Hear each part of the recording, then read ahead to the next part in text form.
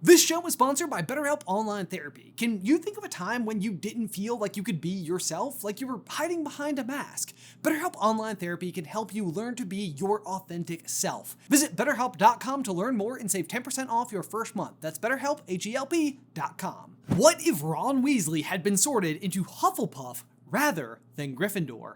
Part 5. Hey, brother! Today we continue down the path of brotherhood, heroics, loyalty, and jealousy that have followed Ron around ever since the Chosen One Harry Potter became his adopted brother as a baby. When last we left our heroes, Ron indeed scored a massive victory. He was able to accompany Hermione and Harry on the Time Turner quest, and he realized that he could position himself in such a position that he could actually recapture the escaped Peter Pettigrew, which he did. And this creates a major deviation from the original narrative, as Peter's escape has always been one of the most integral details that must happen in order for the story to proceed forward, like always. But before we tackle that problem, we should also refresh you on some other key details that have happened along the way. Ron had struggled to live inside the shadow of his own brother for nearly every moment of his time at Hogwarts so far, and every time the brothers find their way closer together, something always seems to drop in to force the two back apart. For his part, Ron has worked really hard and was able to successfully master a corporeal Patronus, which took the form of a badger in his 3rd year, and he was able to score a spot alongside his mentor in House Hufflepuff, Cedric Diggory, on the Quidditch team, where his talent is immediately revealed. And as we drift into year 4, though, we have lots to unpack, like how does Voldemort mount his return to power? And if Sirius is proven innocent, does that mean that Harry is going to leave the Weasleys and go live with his godfather? Not to mention, there is the Quidditch World Cup and Triwizard tournament to contend with. So without any further ado, let's examine what if Ron was sorted into Hufflepuff, Part 5.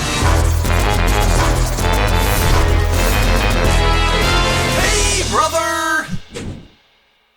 The Evening Prophet arrived at the Crouch home just as Mr. Barty Crouch was sitting down for his evening tea. It has been yet another long day at the Ministry of Magic, where planning the upcoming Quidditch World Cup had become increasingly complicated the longer the escaped convict, Sirius Black, remained on the loose. He'd written no less than 15 owls that day, assuring foreign ministers that Dementors would be stationed all around the premises and that there was no way Black would gain entrance to the campgrounds or disrupt the match. Ludo Bagman, the head of the Department of Magical Games and Sports, was no help either. He was a former Quidditch player and was more concerned with who would win the cup and less about the threat of an escaped murderer. "Oh, Barty, Black'll be caught by then, won't he? No use fretting about it." Barty scoffed, remembering the conversation, but little did he know how wrong they were both about to be, for that was the exact moment the owl had delivered the Evening Post. "Black innocent, Pettigrew alive," he shouted in a rare lapse of composure. His house elf Winky dropped the tray she had been carrying, and in the locked bedroom, his son's eyes shot open with a look of clarity they hadn't known in years. Yeah, so Pettigrew may have been caught, but as you can see, news of his capture is the very thing that will awaken Voldemort's other 12-year chained servant from Trelawney's prophecy. As a refresher, Barty Crouch Jr. was sent to Azkaban by his own father, but only actually stayed there for a year before being smuggled out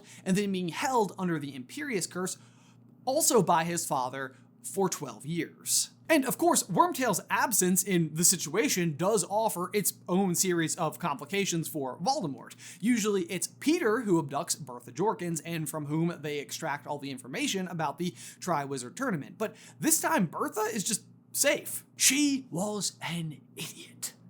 That's probably still true, but safely an idiot. Nonetheless though, Barty Crouch Jr. breaks free that night and tracks down Voldemort, who is able to instruct him enough to get his rudimentary body back, and they still set out for the Riddle house, where they encounter Frank Bryce, who does still die, so sorry, Frank. Frank's death will be the one used to make Nagini a Horcrux this time rather than Bertha, and upon killing Frank, one Harry James Potter wakes up in his bedroom at his godfather's house. Yeah, it's been a very interesting summer for Harry, who made the very difficult decision to in fact go live with his newly innocent godfather, Sirius Black, rather than returning to his adopted home with the Weasleys. These were Harry's real parents' intentions for him, but it's not entirely selfish. Sirius has been starved for company and living in the misery of his actions for a solid 12 years at this point. And to be fair, usually I'd argue that if it was between the Dursleys and Sirius, Dumbledore would not allow this because of the bond of blood, but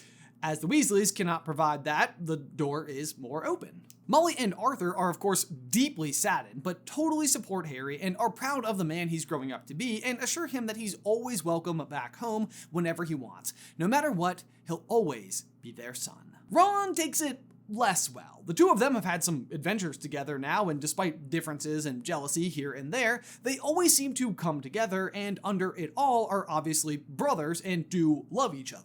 Plus, there's the fact that Ron himself caught his own pet rat Pettigrew, and this is how Harry responds? By leaving the family? Obviously, there's much more to it than that, but insecurities and heartbreak have a nasty habit of manifesting in regrettable ways. Either way, though, Harry quickly confides the contents of the dream to Sirius, who's been very concerned all summer because Harry has also told him about the prophecy about the servant returning to the master, and while it seemed like it was prevented, it's so hard to know for sure. What bothers me, Harry, is whether the prophecy took into account the use of the time turner. If it did, then it always knew Peter would be caught, and he may never have been the subject at all. Whew, that voice kills me. Harry's dream seemed to confirm his fears. Someone had indeed reunited with Voldemort, who was growing stronger, but who?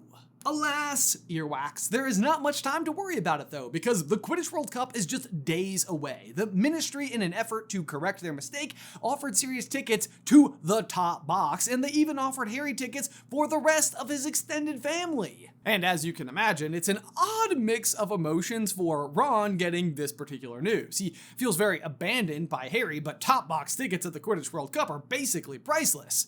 Unless maybe your brother jinxed a lawnmower or something, smoothing that over feels like worth several million galleons. How much do these tickets cost? Seriously though, what did Otto Bagman do to that lawnmower that it was worth 10 top box tickets to the most important game of all time? Or at least that year. Either way, the Ministry is trying to make up for 12 years in Azkaban, so they get as much as they want. Harry invites Hermione and Neville, along with the entirety of the Weasley family, and even gets Ron some extra tickets to invite Ernie.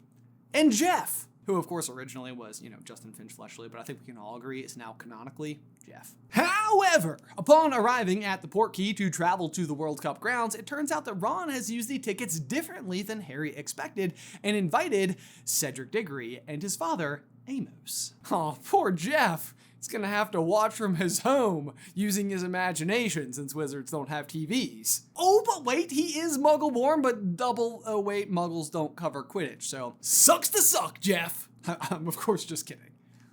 Mostly. Amos is as insufferable as ever though and mocks Harry for losing to Ron and Cedric. Cedric humbly tries to explain about the Dementors, but Ron privately kind of enjoys the praise. As always though, everyone is enjoying the sights and sounds of the festivities and pick up a batch of omnioculars to go around and run into the members of the Ministry, Ludo and Barty Crouch Jr., who seems notably distracted. They finally make their way up to the stands to take in the game, which is a true stunner. Bulgaria wins, but Aiden Lynch catches the snitch what? I'm kidding again. Let's not be absurd. Bulgaria's only hope was only ever Crumb getting the snitch before things got out of hand. And if you thought that Dimitrov, Ivanova, and Levesky stood even a chance of getting anything past Barry Ryan, then let's face it, you're kidding yourself. Cedric, of course, is a great resource for Ron this go-around, though, spending less time focusing on Crumb and the Seekers and emphasizing some of the professional-grade keeper moves. One in particular goes by the Harry Kane halt, kind of a keeper's Wronski feint, if I may, where one post is guarded, but a rapid spin move on the firebolt creates enough gust to defend the other two hoops. It's limited in application because of the spinning, but when used in a penalty situation or one-on-one, it's virtually unstoppable, Cedric explains. From there, though, the game goes exactly as expected. Ireland wins, Crumb captures the snitch, and they all make their way back to the tents to celebrate the night away. This is, of course, when the commotion occurs. Former Death Eaters are up to their usual tricks and have suspended Muggles in the air. The big difference is that Sirius is at the game now too, and he isn't having it at all, and immediately races into action where he quickly breaks into a duel, blasting the mask off of none other than the leader, Lucius Malfoy. "I should have known it was you who was nursing Voldemort back to power, Malfoy," barks Sirius. And in Lucius's defense here, he actually has no idea what Sirius is talking about because, as per always, the Death Eaters aren't celebrating the return of Lord Voldemort. They're just terrible people. Of course, from Sirius's point of view, he's been on the lookout for any sign of Death Eater activity that may point back to Voldemort, and here's a shining example with an obvious candidate. So he jumps to the logical conclusion that Lucius was the one the prophecy was referencing. Sadly, this is not actually true, and what really happens is that Lucius is now tipped off that Voldemort actually is on the mend, and he manages to disapparate away from the World Cup situation, and by the next day has set out to explore Sirius's claims. But this actually closes out the events of the Quidditch World Cup though, because surprisingly, we'll be without a dark mark as per usual. From there, though, we can fast forward just a little bit to the arrival at Hogwarts and the announcement that they will be playing host to the newly returned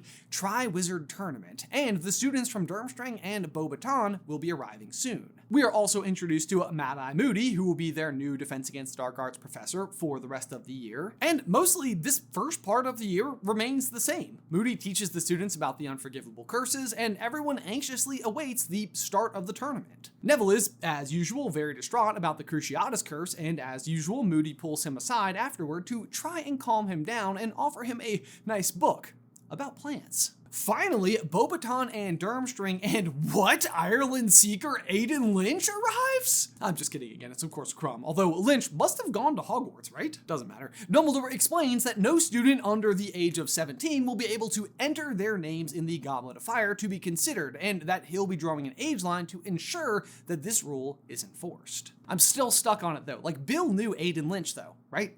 School, same time. Why must I suck on this guy today? Either way, the students excitedly await the results, all discussing who they think will be the Hogwarts champion when evening falls and the goblet is ready to make its decision. With bated breath, students from all three schools watch on as the first name emerges from the goblet. The champion for Durmstrang will be Victor Krum. Harry and Ron catch each other's eyes from across the Great Hall with an appreciative nod. Probably something like this.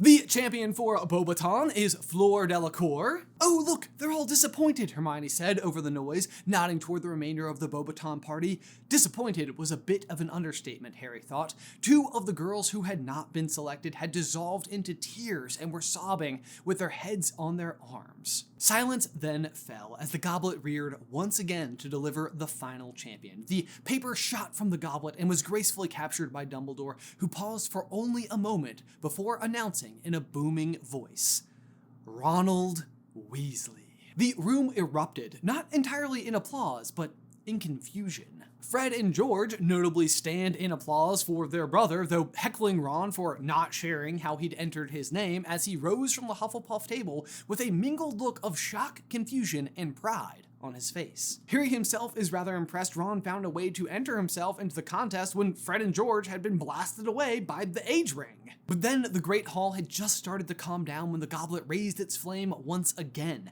Silence fell. Dumbledore stared in amazement as a final piece of parchment erupted and deftly captured in Dumbledore's outstretched hand. "Harry Potter," he read aloud.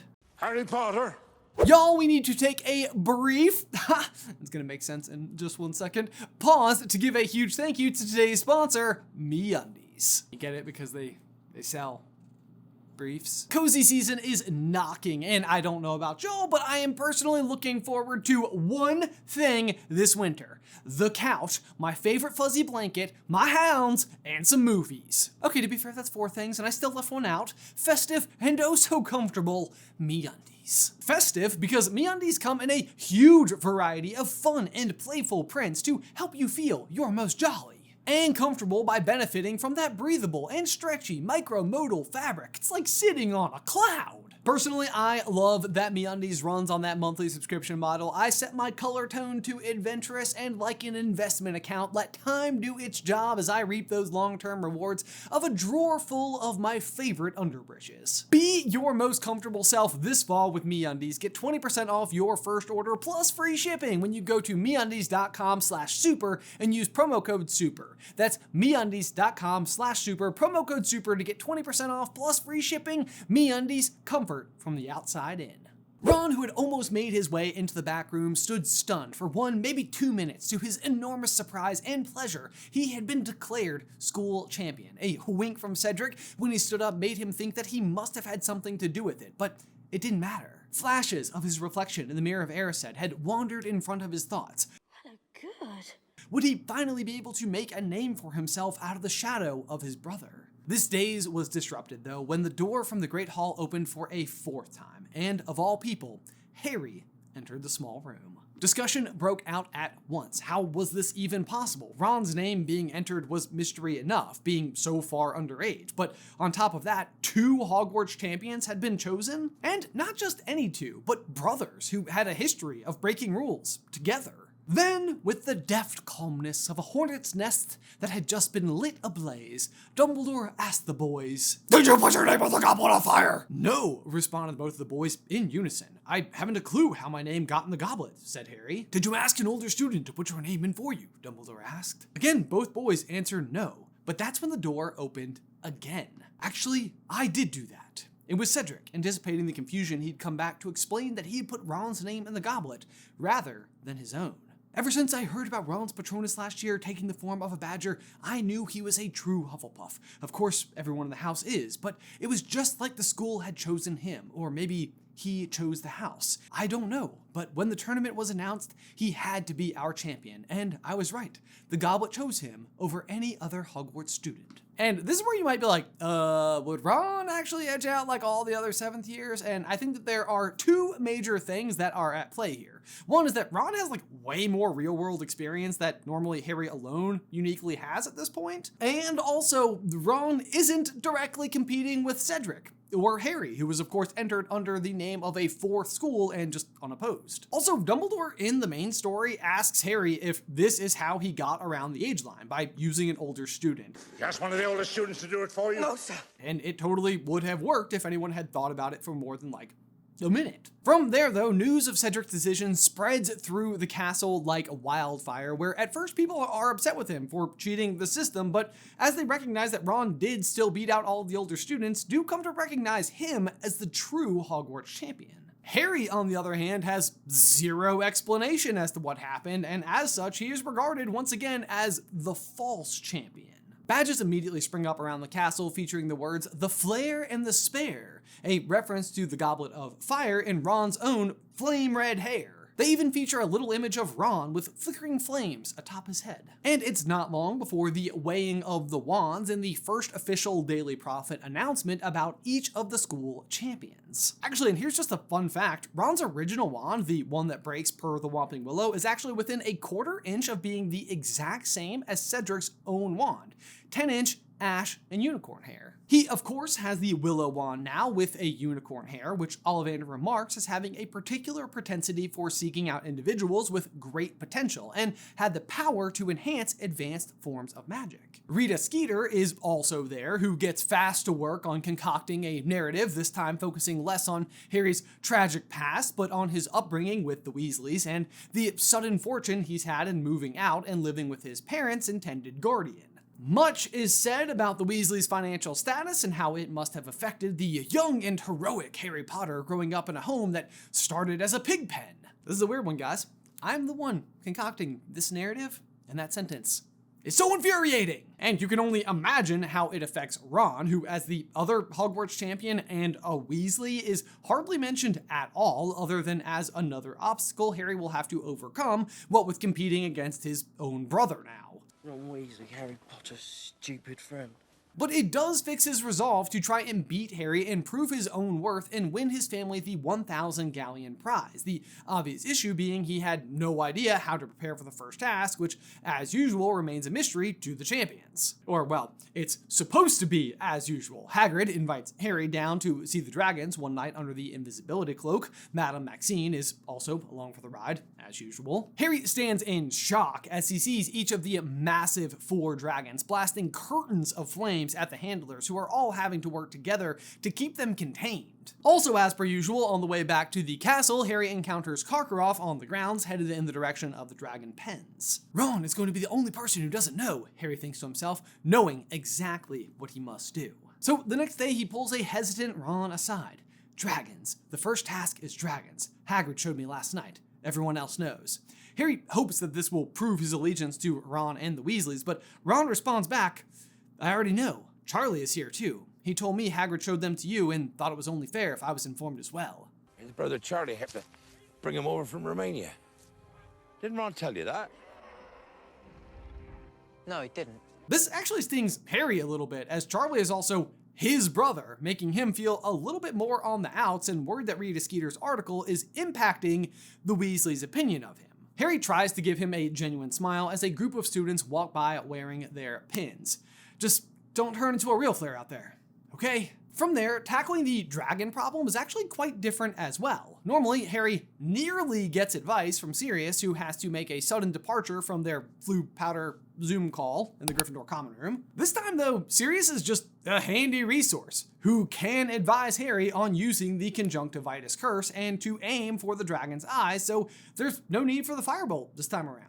On the other hand, Ron has to make his own preparations, but is able to at least confide in Cedric and ask for help, which he's willing to do because, it's kind of his fault that Ron's in the tournament anyway. He suggests his own tactic of turning a rock into a dog, or maybe even summoning Ron's Patronus as a distraction. Cedric is big on decoys, which if you think about for just a little bit too long becomes a little bit ironic. Ron, however, wants to try something else, and as it turns out, Charlie had an extra tip for him as well, which was try to get airborne. On the ground, a dragon's neck can pivot any way they want, but once in the air, they're pretty stuck on their single line of flight. Cedric has a thoughtful expression before looking at Ron with excitement.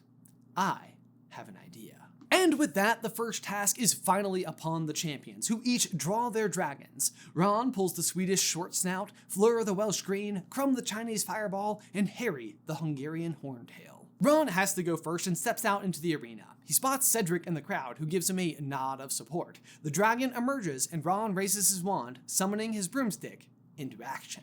Immediately in flight, he's dodging blast after blast by the dragon, trying to position it as far as possible from the golden eggs. Then, one last duck, as he can feel the heat blaze just above him, he hovers in place, looking the dragon directly in the eyes, and begins to spin, faster and faster, until he's just a blur. The dragon rears back, and the massive force generated by Ron's incredible demonstration of the Hurricane Halt deflects the Inferno right back at the dragon, which is temporarily stunned by the turn of events. Ron pulls out of the spin, and now with the world itself shifting around him, points the end of his broomstick right at the egg and catapults towards the ground. In a rush, he's thrown from the broomstick and gathers the egg, but in the time it takes for him to step away, another blast from the short snout narrowly misses a direct hit, and Ron's robes are alight. But he's made it through the first task. Fleur and Crumb follow as per always, then finally Harry steps into the arena against the Hungarian horntail.